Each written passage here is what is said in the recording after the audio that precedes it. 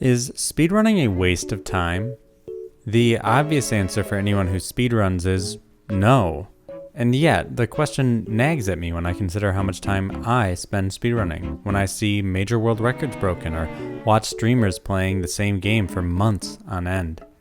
I contemplate the many hours and days of time spent in these virtual places, and I wonder what it's all for. If I, someone who not only loves speedrunning but loves making videos about it, gnaw on this question with somewhat frequency, how much more must those who have no experience doing or watching it must feel? From their perspective, speedrunners are people who spend a significant chunk of their lives, often in their physical prime, trying to shave a few seconds off how long it takes to beat a video game. Google search seems to agree with me, as the autocomplete for "is speedrunning ... asks questions like, is speedrunning a waste of time? Is speedrunning worth it? Is speedrunning sad? And my personal favorite, speedrunning is for degenerates. There are a lot of people who don't find value in this pursuit. So how do we answer this question for somebody who asks? What is inarguable is the amount of time it takes to speedrun. Last month, I was super busy, so I'd say I barely speedran Minesweeper, but I still spent 18 hours playing, which is almost an entire day of my month. Meanwhile, Cheese, Super Mario 64 speedrunner extraordinaire, has spent 535 hours streaming that game just this year. That's 22 days. If we go back further to all time, he streamed the game for 3,387 hours, only a measly 141 full days. It is one of the great ironies of speedrunning that it takes so much time to beat a game in the shortest possible time. That's just the way it is. But is it fair to say that all those hours and minutes are wasted?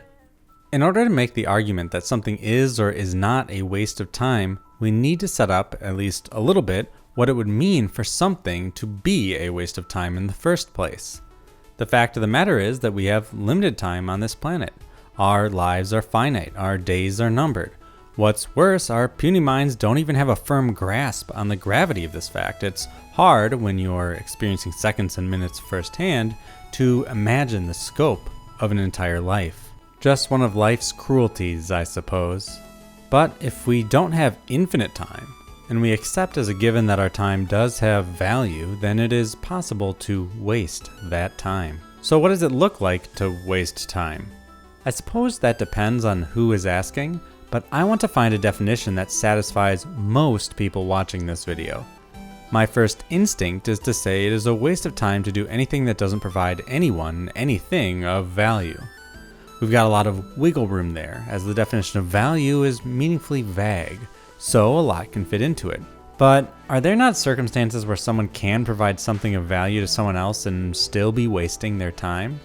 If the value provided is small and the time spent is significantly large, like if you traveled 30 days to bring someone a single Skittle, that would probably still be a waste of time, even though something of value was provided. Perhaps the best litmus test is whether or not a person feels like their time is wasted. After all, if a person spends their time and finds it meaningful, then that time is not wasted. Yet, a lot of children feel that going to school is a waste of time, even though they are learning vital things for their future success. And beyond this, people are fickle. How often do we do something in the moment only to feel that time was wasted the next day or hour? When thinking about this, I'm drawn to Arthur Miller's great play Death of a Salesman, where a man is so preoccupied with a future that never comes that he never experiences the present. How can that not be a waste? Really, the question is tainted by the curse of productivity. A capitalistic mindset demands that every moment be spent doing something that generates value, and that is determined by what creates monetary value. Yet, the vast majority of things worth doing, at least in my estimation, do not generate any money. Spending time with your family, watching a good movie, reading an insightful book, playing a fun game. This is how I like spending my time, but these activities don't provide anything materially back to the spender. So, I want to get away from the idea of trying to quantify value, and instead, let's try a more qualitative definition. How about an activity is a waste of time if it lacks any profound meaning for the person spending it?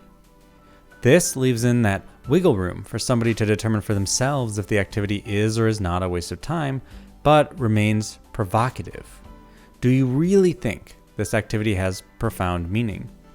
We could maybe spend another 10 minutes trying to figure out what it means for something to have that quality. But what I love about the phrasing is that it is sharp, like a dagger. It makes you contemplative. And what's best is I can come up with 5 ways that speedrunning has profound meaning. So let's finally start trying to answer this question. If you ask a mountain climber why they want to reach the summit, you will likely hear the response, because it's there. While this is a pretty satisfactory answer, I think we can do better when explaining why people speedrun.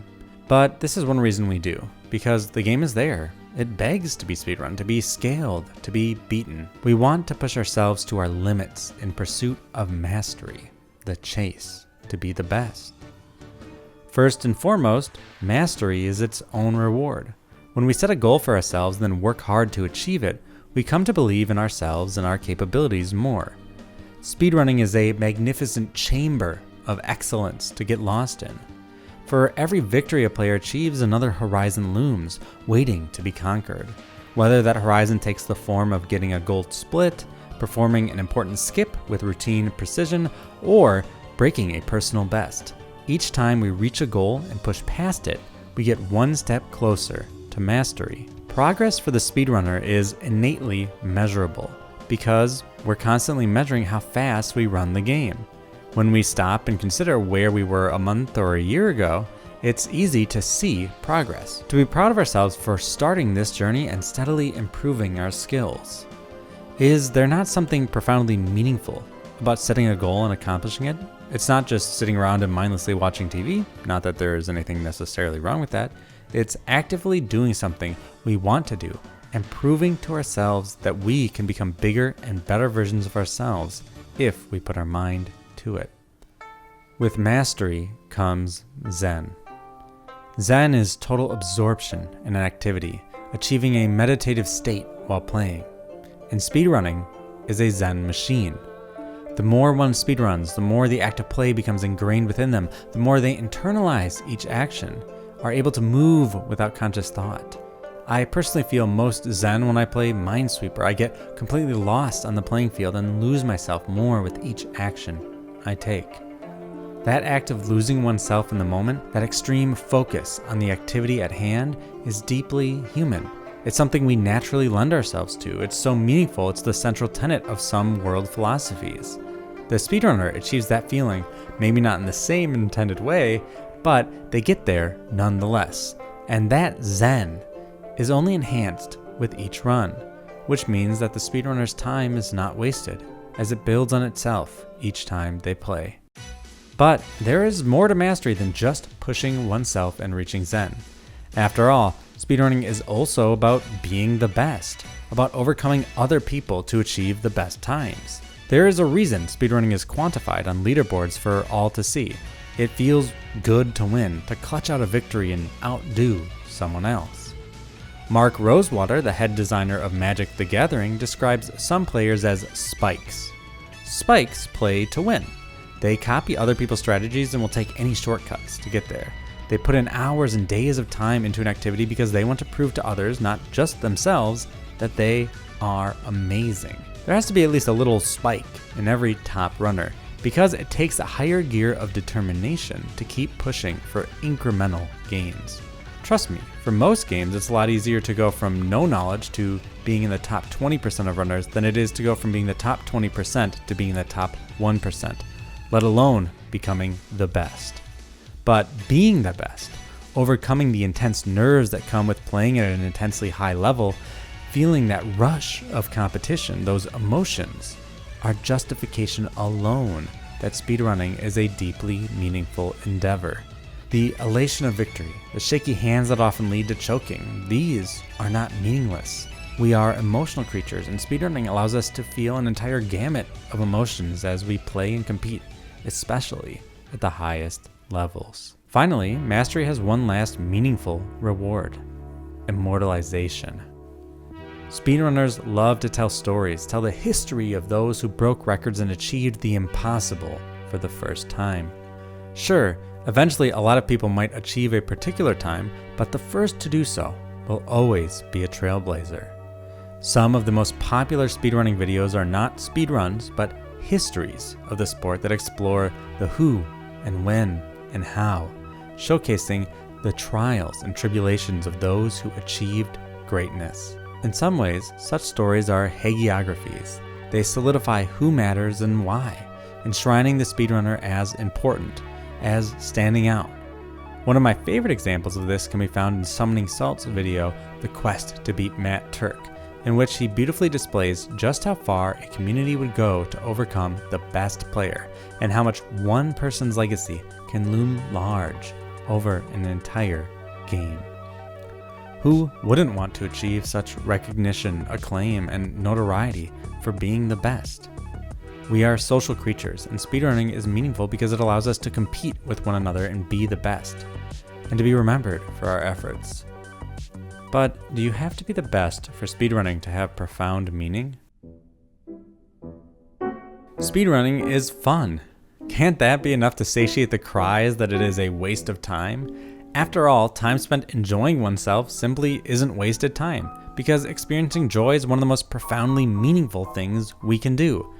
But perhaps it would be useful to such killjoys to examine why speedrunning is so much fun, so they get a better picture of the utter delight that comes with playing a game for the sake of speed. Perhaps the most obvious way speedrunning is fun is because you're playing a video game, and presumably one you like, or at least like speedrunning. It really shouldn't come as a surprise to anyone that the most speedrun games are typically ones people absolutely love, regardless of whether or not they are speedrunning them.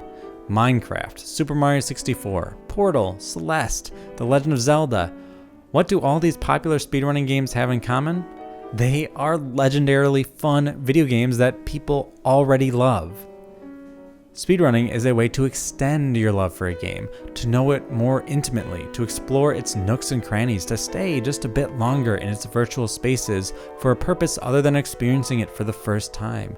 It's replaying a game with renewed purpose, experiencing it again from another angle.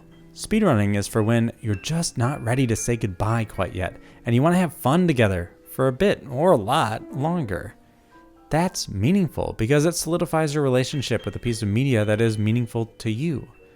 But more importantly, you should be having fun. And you'll probably have fun because you already know you love playing this game. Beyond this, as I already alluded to, speedrunning itself is good, clean fun on its own, even when the game isn't necessarily that fun. I don't love There Is No Game, but I love speedrunning it because it's a playful game with a series of fun little actions. I like testing myself, trying to outdo a past version of me and get better. Not just for mastery's sake, but because it's simply a silly thing to do, to keep running a game to try to beat it faster than you did before, picking up tips and tricks along the way. Speedrunning is goofy, and taking shortcuts often blows up in your face. I'm sure for most every speedrunner, you could make a huge list of their humorous failures and mistakes, because speedrunning is simply funny. I laugh all the time when I speedrun games because I know I'm dancing with death, and the game often gets the better of me. Sometimes it can be frustrating, of course, but cutting corners as close as you can is bound to yield some mistakes. Laughing at those mistakes is a lot more fun than getting frustrated by them. On the whole, it is normally not very fun to be in a precarious situation, but speedrunning is precarity without real consequence, and that is what makes it fun and worthwhile. Finally, it's fun to break a video game. We love the challenge of finding shortcuts and glitches, of showing the game that no matter how well it's constructed, we can dismantle it. Perhaps ironically, one of my favorite games to break is the glitchless category in Portal. I hear you right now saying, but it's glitchless. And yet, even in glitchless, you do all kinds of crazy things with the portal gun that the designers clearly never intended. My favorite tricks are ones where you bypass entire rooms with ingenious planning and execution. If the game is thoroughly broken in a category named glitchless, imagine how much more broken it is when you take off the training wheels. Whether it's using beds as high-powered explosives to kill the Ender Dragon in Minecraft, breaking the game's inbuilt speed limit by backward long jumping in Super Mario 64, or teleporting from the Deku Tree to the final fight with Ganon in Ocarina of Time, speedrunning is an opportunity to show just how far you can take the code of the game and use it, in essence, against itself. And that is extremely fun. It's why we love glitch showcases, why we love watching someone explain to us how tricks work in a game. When we see a game cracked wide open and experience its inner machinations, it appeals to the little engineer inside all of us. We get to understand how the game works on a completely different level than if we had just played through it the one time. And that is definitely worth the price of spending some time learning how to speedrun it. But here's something you might not have considered. Speedrunning is even fun when you're not the one doing the speedrunning, which is what the next two sections are about. It's fun to watch other people speedrun. For the uninitiated, that might sound crazy, but truly, I mean it when I say it's a joy to experience someone else speedrun. You may already be familiar with the game, but when you see someone else doing their damnedest to reach the finish line in the shortest possible time, you can't help but be entranced by the effort. Tens of thousands of people are watching streaming speedrunners as you watch this video, and they're having a good time doing it. So, speedrunning is definitely meaningful for those who broadcast their attempts, because they bring delight to others. But why exactly is watching someone else speedrun so interesting? One reason is that we love to watch skilled people perform. Watching a WNBA game is fun because those are the best basketball playing women on the planet doing what they do best. That same drive, the one that gets us to watch competitions, whether they be the Olympics, a soccer game, StarCraft 2, or Street Fighter, lives in speedrunning. It's hypnotizing to watch people who have practiced and trained for many hours put all that effort into action.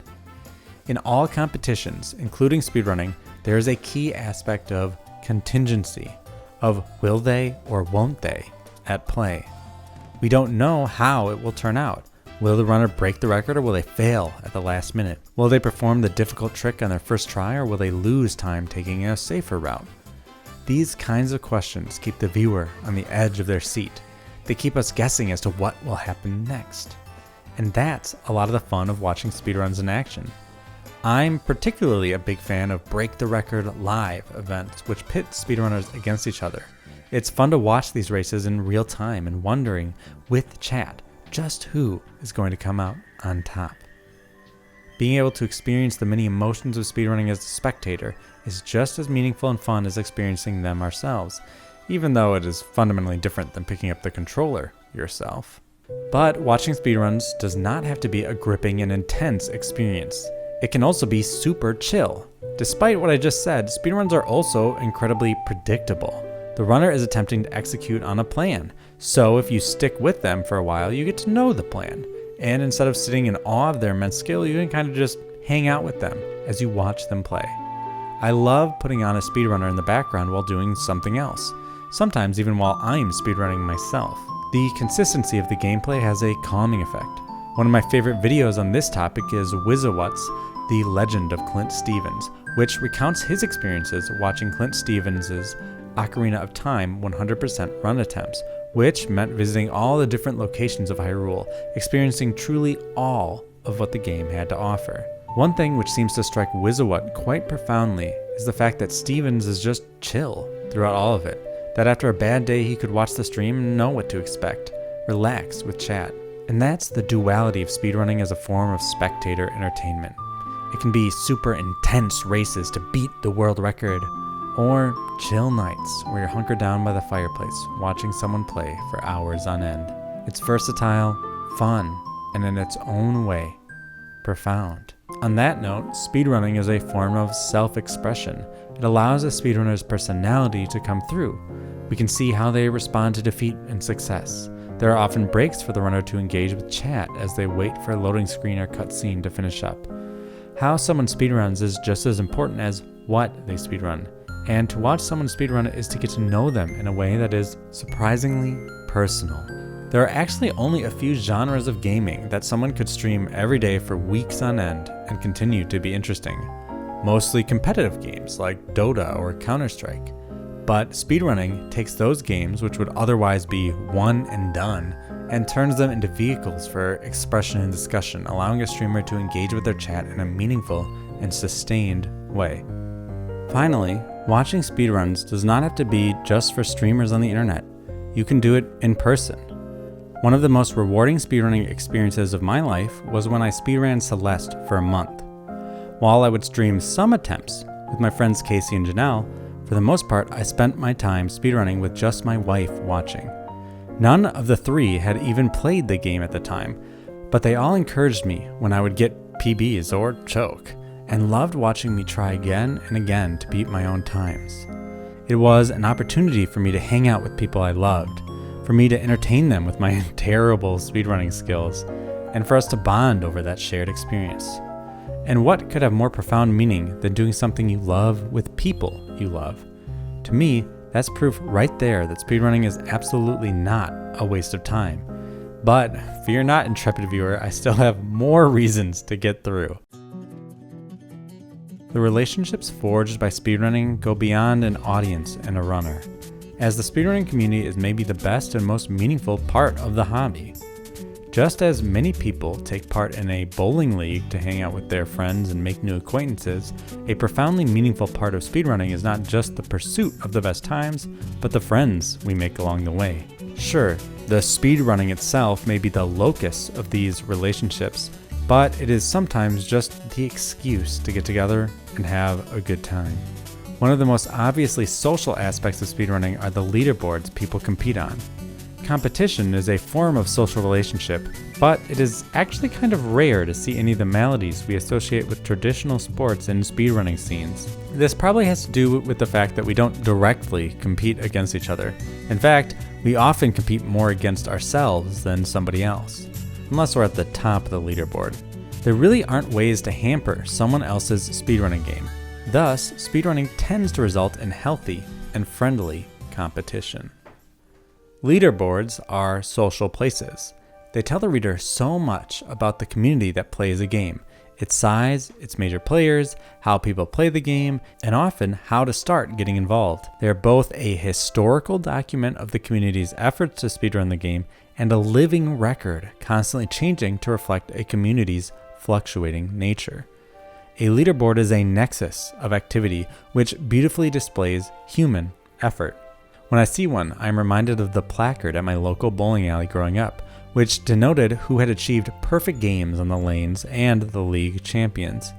Sure, I rarely knew who those people were, but it sat on the wall as a testament to those who had come before and acted as a piece of encouragement to keep getting better. But leaderboards are certainly not the only nexus for speedrunning communities. Discord servers are honestly where it's really at. I've made a few videos on speedrunning various games, and every time I share them with an associated Discord, I'm met with an incredibly enthusiastic response. These communities are places where the only thing you have to do to belong is speedrun the game. They tend to be open and inclusive to new members, encouraging and coaching them as they improve at the game. These are places to make friends, joke around, and have a good time. And that kind of social interaction is truly meaningful, especially considering that a lot of people who speedrun might feel like outcasts in other areas of their lives. Finally, how can I not mention amazing charity marathons like Games Done Quick? Every year, through many events, speedrunners get together and help out others. Whether for cancer research or Doctors Without Borders, these big events put a spotlight on the speedrunning community. They show that our play is not just meaningful because we pursue mastery, have a good time, or forge relationships, but because we can take the entertaining nature of our passion and turn it into a force for good in the world. I often get chills watching Games Done Quick marathons, especially when there's a full crowd at the venue. You can just feel an electricity in the air. A supportive atmosphere with people coming together to do something bigger than themselves. How can that not be profoundly meaningful? Certainly, these marathons are not a waste of time. Last, but certainly not least, speedrunning is beautiful. It can be hard to quantify beauty, but it's something we can feel in our souls when we experience it. While some people out there might watch a speedrun and not find it beautiful, so many people enraptured by this hobby can say the opposite, that it isn't just fun, it's pleasing to do and to watch. And that alone makes it worthwhile. We love and appreciate beauty in all of its many forms. Watching a speedrun is a brush with beauty, a time to focus and appreciate the talent and dexterity of somebody else, see their efforts on display. And more importantly, it's a chance to create. After all, why paint a picture, make a movie, write a poem? There is little in this world more satisfying than taking part in creating something beautiful, which is what the speedrunner does when they manipulate a character on a screen with graceful precision. Whether it be a live stream for dozens or a video that gets millions of views, it's the fluid finesse of the controller to do amazing things that is astonishing for both the person playing and their spectators. When I pull off a trick I've worked hard to learn, I feel great. It's not that much different than when I hit publish on a video or receive comments from people saying how much they liked it. It is human to desire to create, to make something that exists beyond us, whether we're putting up wallpaper or Michelangelo sculpting a marble David. To bring something into this world, to change and remix it, is profoundly satisfying and meaningful. It gives us an opportunity to put our individual stamp out there, to say, I made this. And that feeling is as beautiful as the speedrun is to spectate. In his poem, Ode to a Grecian Urn, John Keats writes, "Beauty is true, truth is beauty, that is all. Ye know on earth, and all ye need to know." Keats has gotten quite a bit of flack for these lines. Other poets have found it to be lacking. But there's an honesty to the statement. There is something truthful, earnest, supreme that we find within the beautiful. Something meaningful, perhaps so meaningful that, as Keats puts it, that is all you need to know. I wouldn't go so far as to say speedrunning is all you need to know or experience, but to deny its meaning, to call it a waste of time, is to say it's not beautiful, that there isn't something true within the expression of oneself and the spirit of competition. That strikes me as not only ignorant, but pretty sad, to despair to someone's beauty for no reason other than you don't understand it. But those who speedrun know it is beautiful, it is meaningful, and it certainly isn't a waste of time. I am Error, perpetual appreciator of beauty, signing off.